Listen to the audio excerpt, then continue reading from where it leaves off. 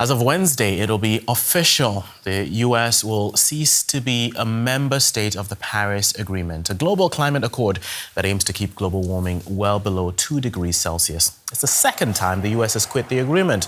Donald Trump previously withdrew in 2020 during his first term. The U.S. rejoined under Joe Biden, but shortly after the start of Trump's second term, he announced a renewed departure. The United States is the second largest emitter of greenhouse gases worldwide, and experts fear that its absence from the agreement will weaken efforts to tackle the global climate crisis.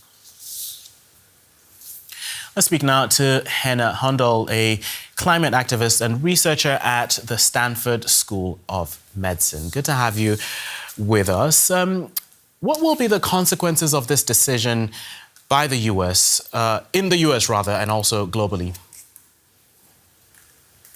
Yeah, thank you for having me. I appreciate it. The consequences will be enormous. This is sort of familiar with the twist. The situation is a little bit tragically par for the course and a little bit of tragically different as well. Here's what's the same. We know that President Trump has sought to roll back U.S. participation in environmental protection and climate action for a long time now. In his first term in office, he did try to withdraw the U.S. from the Paris Agreement as well. Here's the difference, though. This time around, President Biden isn't going to be coming back in office in just a few more months to put us back into the agreement, which is what happened last time. In addition, we know that President Trump is not only trying to withdraw us from the Paris Agreement, which is going to take effect very soon, but also the UN Framework Convention for Climate Change, which is the overarching treaty from which agreements like the Paris one spring forth. So this is a really tragic situation in terms of the stakes at this moment in time, and also just this fundamental erosion of the underlying infrastructure for global climate cooperation that is being rolled back at a pace and severity that we really haven't seen before. Speaking of climate cooperation, you've been to several of the UN climate change conferences, 5 of them, I believe.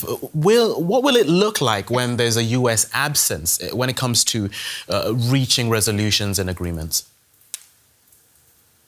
Yeah, we got a bit of a taste of that in Belém in Brazil at the last UN climate conference just a couple months ago. The U.S. did not send a high-level delegation, and the absence was acutely felt. I mean, we have to remember that the U.S. is the largest historical emitter of greenhouse gases. So their lack of participation in efforts to address climate change, of which they're a key contributor to propagating, cannot be overstated in terms of how disappointing that is and how much it can really open up a permission structure for other countries to let their own commitments fall short. So I think the reverberations are definitely felt, and it will really remain to be seen at this upcoming climate conference in Turkey, who kind of fills that vacuum and that void of leadership, because we know it won't be the U.S.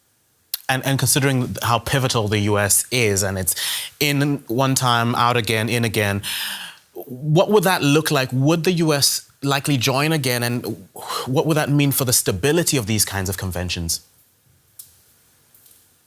It remains an open question. Look, President Biden, he came into office just a couple of months after President Trump took us out of the Paris Agreement in his last term. So he was relatively easily able to put us back in.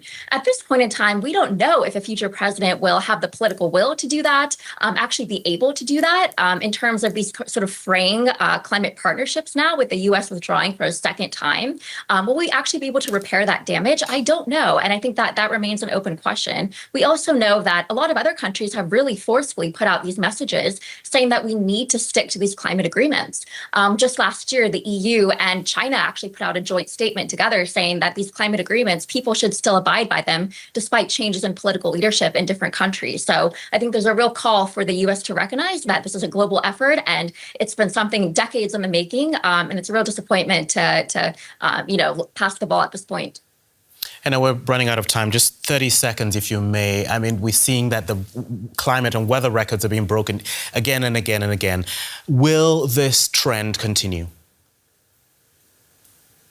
Unfortunately, at this current rate, we have not done what we need to do in terms of reducing greenhouse gas emissions to keep global average temperature increase no more than 1.5 degrees Celsius, which was the whole goal of the Paris Agreement. So unfortunately, that seems to be the path that we're on. Henna Hundal, climate change researcher at the Stanford School of Medicin. We appreciate your time and your insights. Thank you.